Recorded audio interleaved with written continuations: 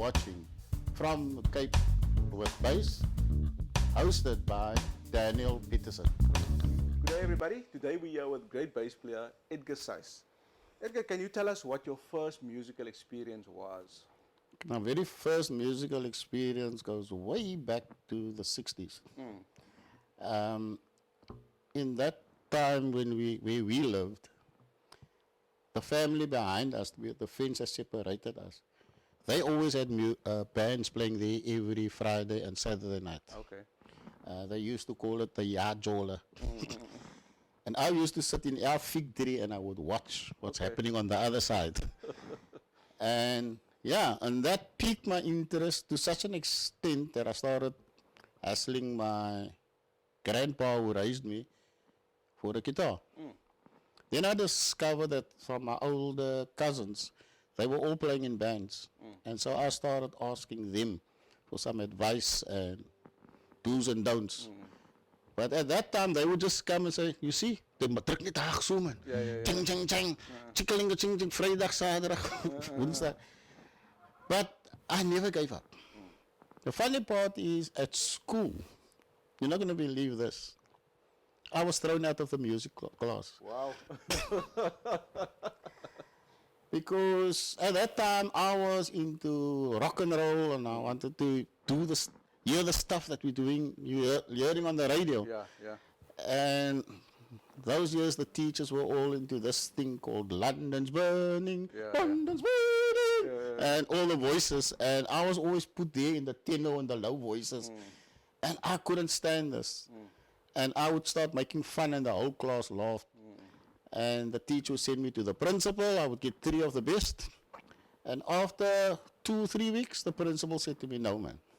I tell you what, I can't handle this anymore.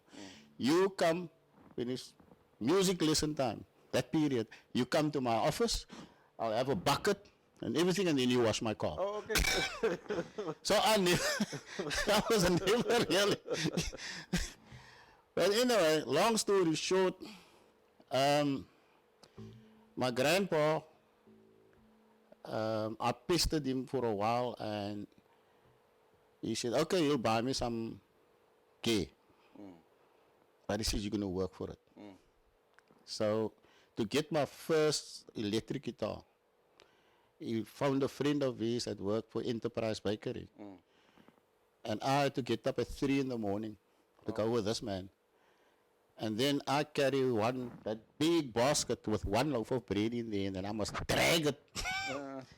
And that is how my grandpa taught me the value of things. Wow. You know? And I was so determined that I got up every week on a Saturday morning, 3 o'clock. I'm dressed, ready to go because I want that guitar. Wow. So then he bought me my first set of equipment complete. He surprised me. Wow. You won't believe at that time, he bought the 3 guitars, like they said, lead, rhythm, bass, the drum kit, and 2 mics. Wow. For 1,200, I'll never forget it. Wow. Everything. So this is in the 60s? Yeah. Wow. Going on to close to the 70s. Yeah.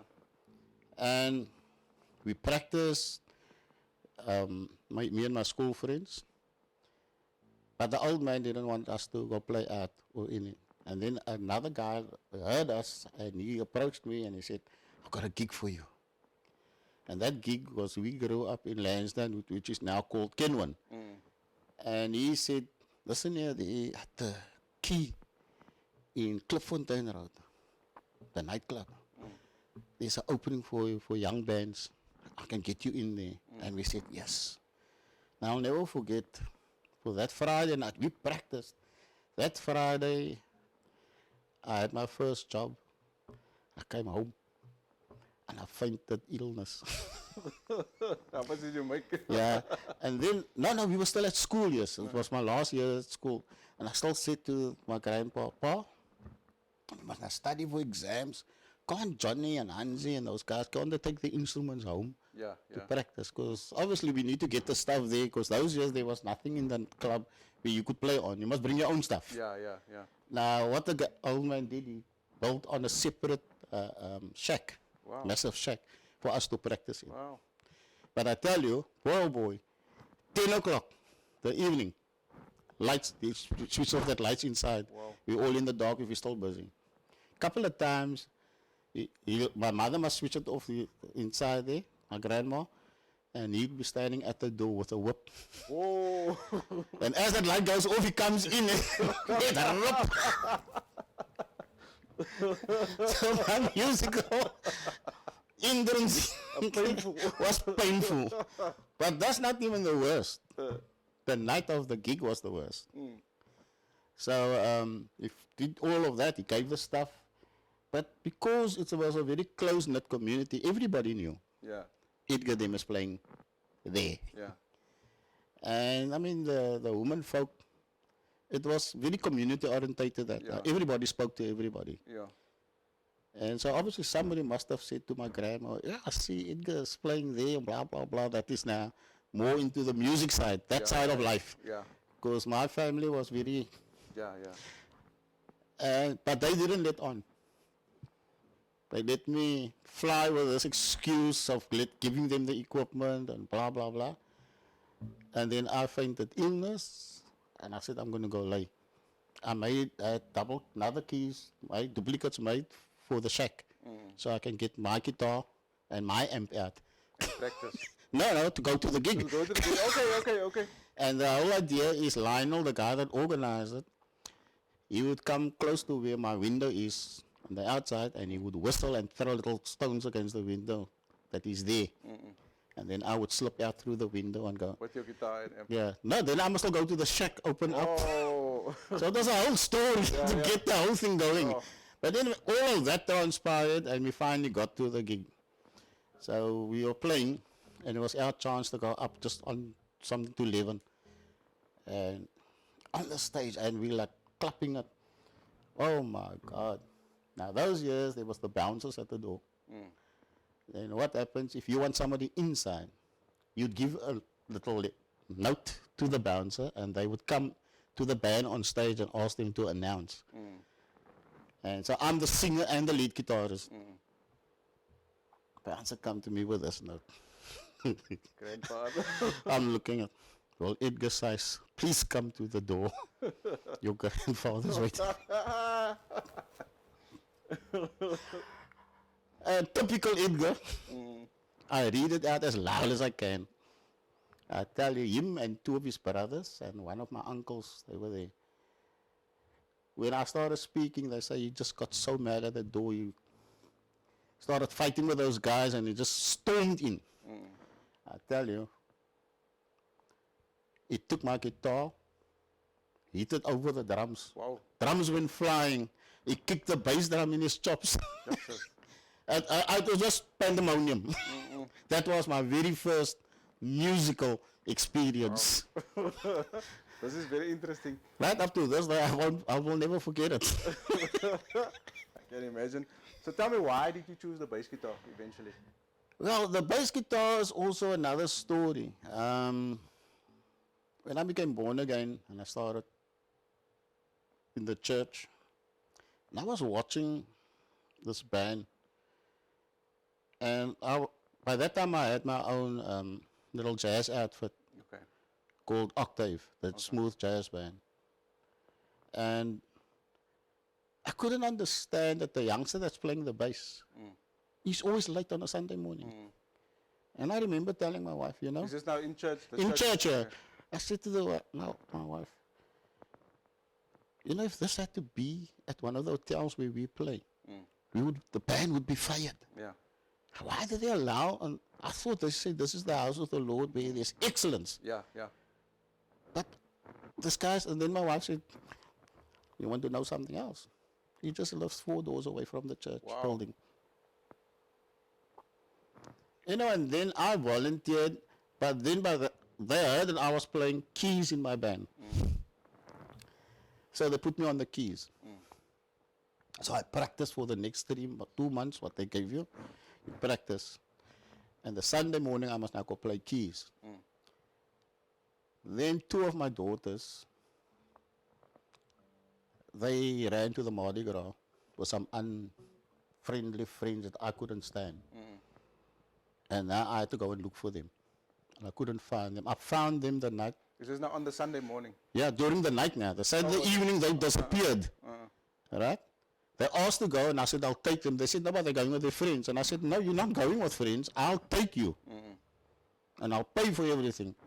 But typical girls, 14, 15 years old. The one was 14, the other one was 15. They were a year apart. They decided to go with these friends. I found them 3 o'clock the night. And so, typical dad, I just went totally ballistic. So the Sunday morning, I was at church, and I tell the worship leader, listen, I won't be able to play this morning, man. I'm still so angry, and I told them what happened, and they prayed for me. So I'm sitting there in the benches. And again, the bass player don't rock up. I've never played bass in my life. And then I hear this voice. I said, I'm sorry, did you speak to me? She says, no. But the voice said to me, you go and play the bass. And I said, no. You didn't say anything, I must have imagined myself. And again I hear the voice. And I asked the guy next to me, sorry sir, did you say something? He looked at me, no sir. And it's amazing the stuff that you've learned in the Sunday school. Daniel. Yeah. And I'm arguing with myself, but I'm just 3-4 months born again. Can't happen to me that early. Don't ask me how I got to the front. The church was very full. They put on extra seats, chairs along in the aisles. But when I found myself, I was in front there. And I tapped on the choir master's shoulder and I said, he says, go ahead. And I went there and I picked up the bass. Now I can play guitar. But I've never really, I've messed around with the bass guitar here and there, but never really seriously. Yeah. And all I know, this string is E. Daniel. So I know, so I asked the pianist, what key? He says A flat. I hit that A flat note. It's not A flat. I look down. Oops, it's a 5 string. Oh my Lord, because I know the songs now. Yeah. But it's amazing how you've practiced everything. You know your chords and your scales. But at that moment, I don't know why I asked him the key, because I knew it was A flat. But it just was, everything was like a blur. But you were thinking like a bass player now. Like Yeah, so okay. And I just hear the still voice telling me, ignore that string, and you know the names of those other strings. And that's how I started. Wow, this is amazing. And then in my own band, my bass player, because now I'm still playing in the church, and I'm playing full time in the band. In my own band, my bassist, he decided that he's going to hit the long road because he's going to hook up with some white guys in Sea Point. They've promised him the world, and the man is already working out how he's going to buy his house and what have you. And so I quietly at home started practicing songs on the break. I found, the first bass I found had no strings on. This guy, Tony, that worked at Johannes Cake Oral, he still gave it to me. I took an old Shaw mic's head, I stuck it onto the thing, because there was no pickups, nothing. Got some old strings from friends, strapped it on, and I started practicing like that at home. Through my guitar amp. And with a Shaw microphone attached to as pickup. On there with what's that see-through tape? Right around the body underneath the strings. It was heavy days. So anyway, that's how I started learning to play the bass. And then because I was at home, I would go down to bottlers, stores, with my little sheet of the music that we're playing on Sunday. And then I would sit there with headphones on and practice on one of the nice bass guitars. And that's how I started growing. Wow, this is an interesting story. Can you tell me, do you have any musical education?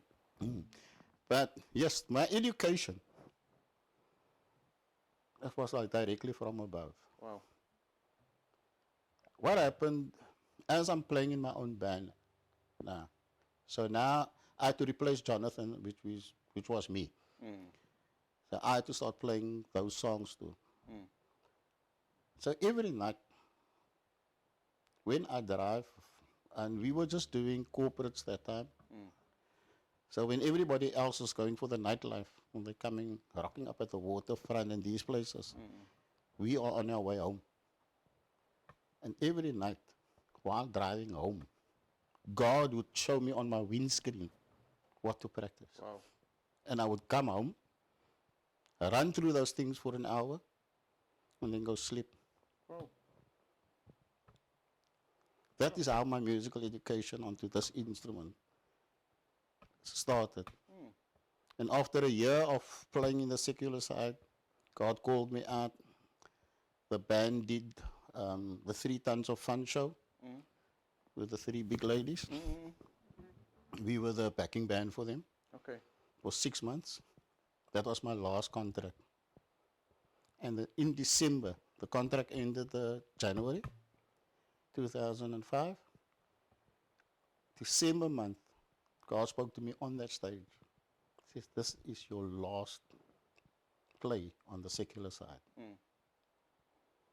And when I told the guys, you'll have to find yourself other work, I'm closing the band.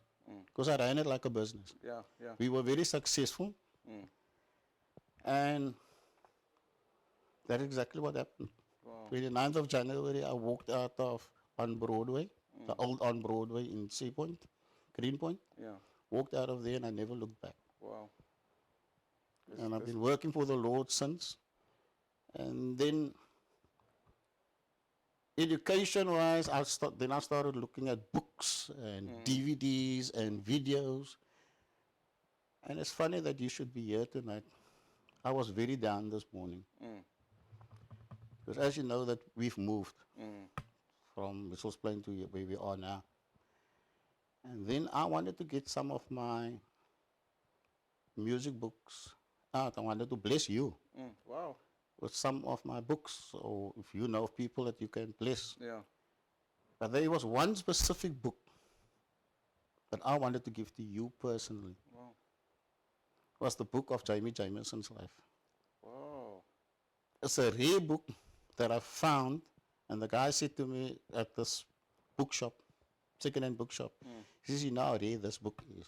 Came with 4 DVDs. All of Jameson's stuff has been transposed in there. Wow. And all the top world bass players were paying homage to him Wow. and talking about, and I thought to myself, I'm going to bless Daniel tonight with that book. Wow. And then the wife said to me, what are you looking for? I'm looking for all my bass guitar books. The box was marked, bass guitar books.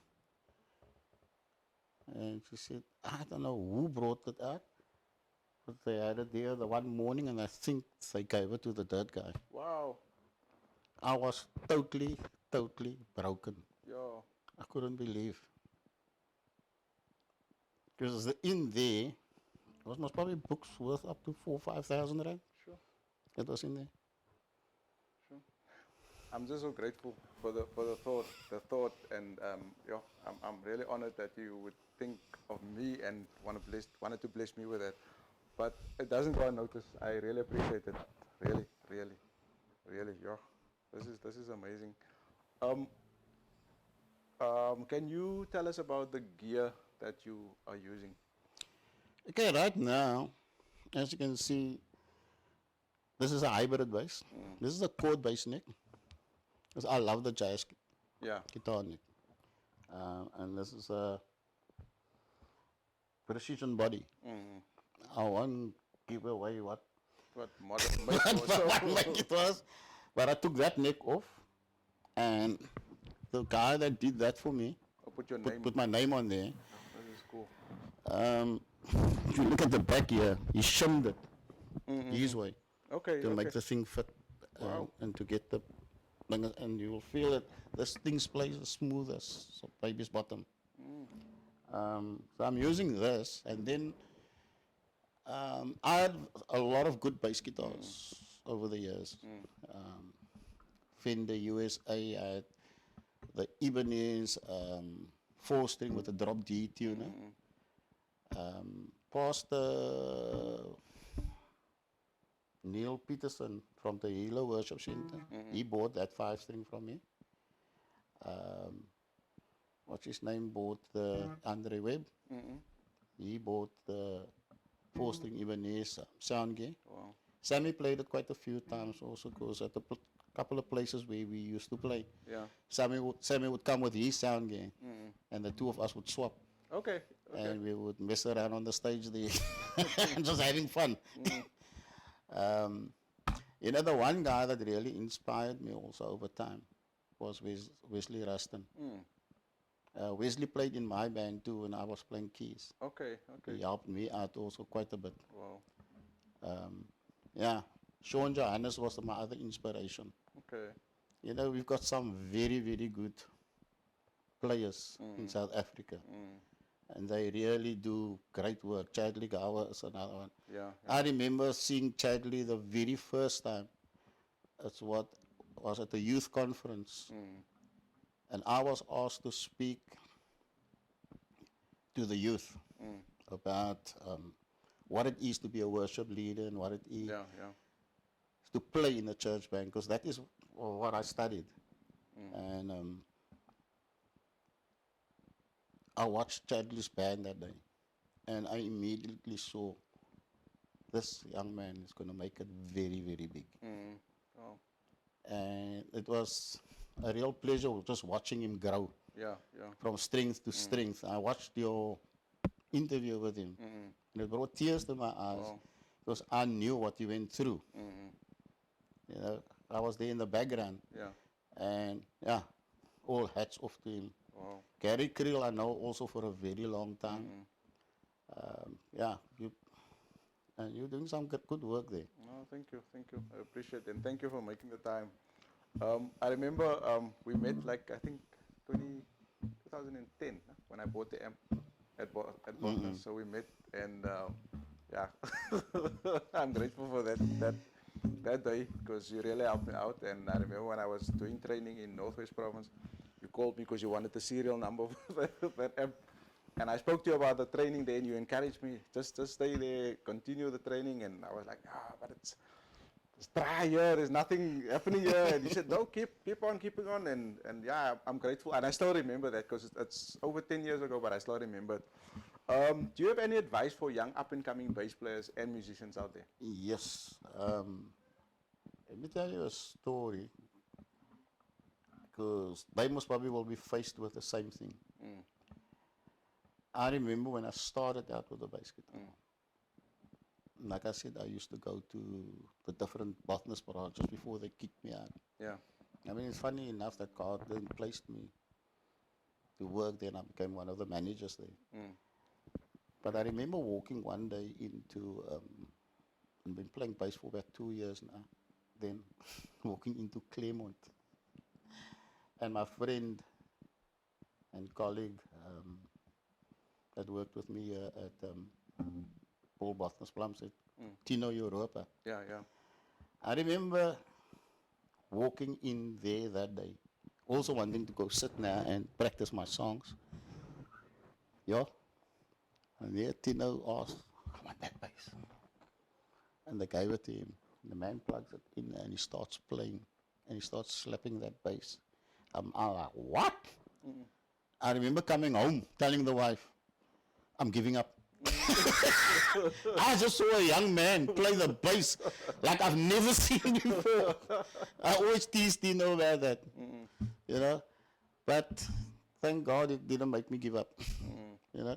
Because for the young players, you know, you see the greats out there, and you see the guys that you admire, and you see what they do, and you think to yourself, I'll never get there. I was there, I know.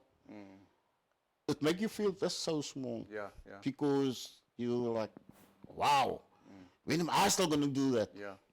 I remember coming home and trying to do that thing there, but nothing. And so for the young players, it's very important that find your own groove. Yeah. Make room to practice in such a way that your licks and your little lines that you play stand out. I think one of your people that you interviewed also said that it's so important that Carlo said it, yeah. Carlo Stopper. Yeah. You know, when people walk past, they must know it is Carlo playing this, Edgar playing there. Yeah, yeah, yeah. I've got those little thing that when I play and I would come, you know, and then you know, start playing little things with a groove. Yeah. And the most important, forget about all of those fancy things. You know, a lot of times we want to run all over because it looks impressive because we can run through the whole thing. But remember, we are there to keep the bottom end. Yeah. Because I believe this instrument, have you noticed that all of us, when we play, most players, sit with a bass guitar right here under your heart. We're the heartbeat. That is deep. That's deep. That's deep. We are the heart of the music. You take the bass away out of any equation where there's a band playing, you'll miss it immediately. And you will know it's a mess up if the guy doesn't tune, intonation, or he just plays, never mind. For him, it's just another job, or I just need to get through this day. Yeah. So this is the heartbeat. I've seen our backing singers fall flat. Because remember, when we play, it's not always harmony notes. There's a lot of time, besides the line plays and the little pattern or the riff.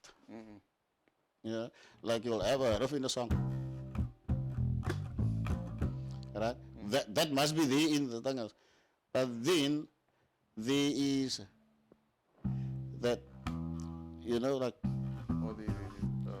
you know, you need to play passing notes and stuff. the passing notes that you need to play, and so it's important to learn where your main notes are, and then what can you do from there, and extend it. And that is load shedding and shedding in your closet. It's a lot of shedding in your closet. And I mean, what makes Chadley stand, Mr. Africa stand out? It's the way he moves around on that guitar. You know, he's not copying anybody else. You look at Sean Johannes. You know, when he stand and play, I'm sure that man, you can put a stove next to him. He can be frying an egg there, but he will still keep that groove. You know, because he knows his instrument back to front. It's an internal part of him. It's inside you. And I used to do that when I practiced. When I saw all of these guys, and I thought, okay, I need to get to that point where, and I would really, Daniel, I would actually, I used to play with my bass guitar. I was always wireless. So I would, and the band practice, I'll be busy making them coffee and practicing with them. Because for me it was important to know that I understand my instrument, and no matter what comes my way, it won't throw me. And for the young players, it's important to get to know this fretboard, but it's also important to know the feel. There's a lot of youngsters that I've taught, and the one thing I've picked up, nobody wants to count. They just learn the riff. They just learn, but they don't know if it starts on the 1 or the 2. Because a lot of times there's silence before you start playing on the 3, where you come in. So no, that is the first note. So you say 1, 2, 3, 4, 1, and I started. But it's 1, 2, 3. That's where you're supposed to start. So those are the things that they need to look out for. It's very important. And then also to understand that it's not always the root note or the harmony note. Sometimes you play the third against it. And that is what makes the music so beautiful. Yeah. Or that pedal note. You know, I think it was Richard Bonner that said in one of his videos, you know, just when you hit that one note, and you're like, oh, this, you know, that's just one note, and it stands out. I'm sure you also like that. When you hear that certain, you know, you're listening to the music, and suddenly, hey, when's it coming in? And I mean, what's this guy, great guy, guitar player? The thrill is gone. Can't get to his name now. Thrill is gone. So I see the man's face, because a lot of people used to think I am him, the way I sit. Okay. Oh, B.B. King. B.B. King. Oh, B.B. King. Also, Lucille. with Lucille. Have you noticed also, you know, nothing fancy. I like the humor that him and George brings, and that's a lesson for all these youngsters also. They were egging each other on, and they were talking, and then B.B. was saying to George, "Are you playing all of those notes? Are you trying to find the one that I have?" But I mean, these are two greats. The one plays very minimalistic, and the other one Things like a jazz. can really fit a lot of 16th notes in there, in that one bar. Yeah, but they respect each other, because what I came to know on the Cape Flats, we are very jealous about. People is very jealous with one another about your gifting or your style. You know, they always want to point a finger. And I think the biggest compliment we can give any musician is when we get to a concert or when we get to their gig, be it in a hotel, be it at a party, be it at a corporate, is to we're able to sit like we're sitting here now and just enjoy what he's doing. Instead of criticizing, pulling your face, or wanting to get up there and show the people, listen here, I can also do this. This is how you should do it. This is how you're supposed to do it. The greatest compliment you can give any other musician is just enjoying what he's doing, what he's playing there, what he's dishing up for you.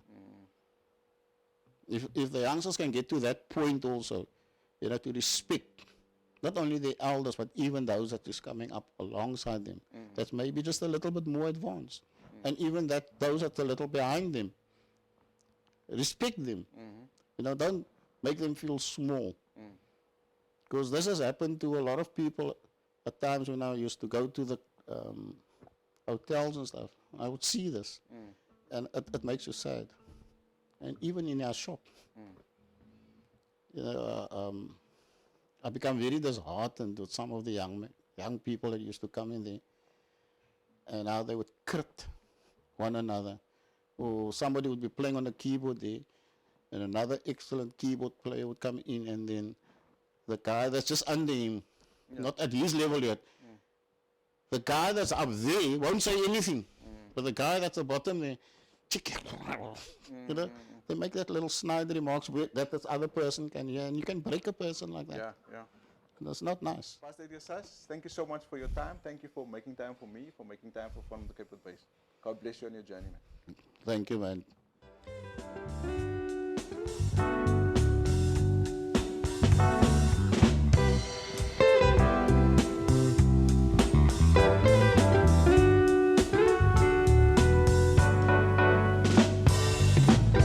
Thank you, Jesus, for giving back my life. Thank you, Jesus, for all that you've done. All honor, praise, and glory to you. All honor and praise. You gave your life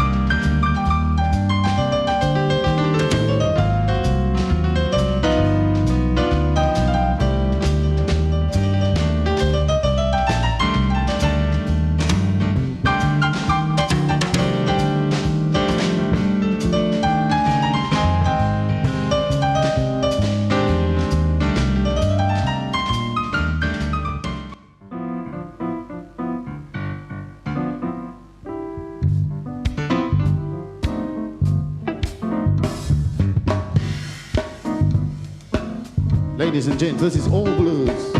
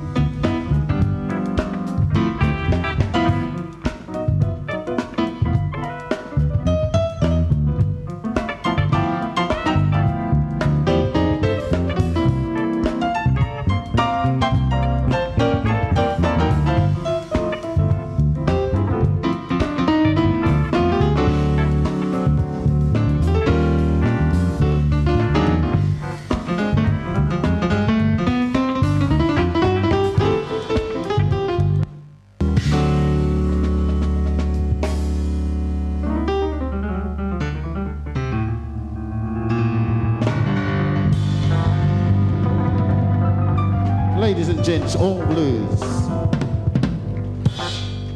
We sadly came to the end of our set. I'd like to introduce the band to you. It's Mr. Ralston van der Schuyf on piano,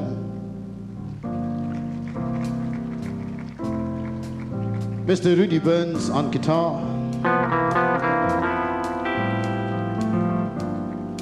Mr. Carl Isaacs on drums. We'd like to do a tune, one of the band's own tunes, called Mitchum Street. And then we have on bass the short little fat man, Edgar.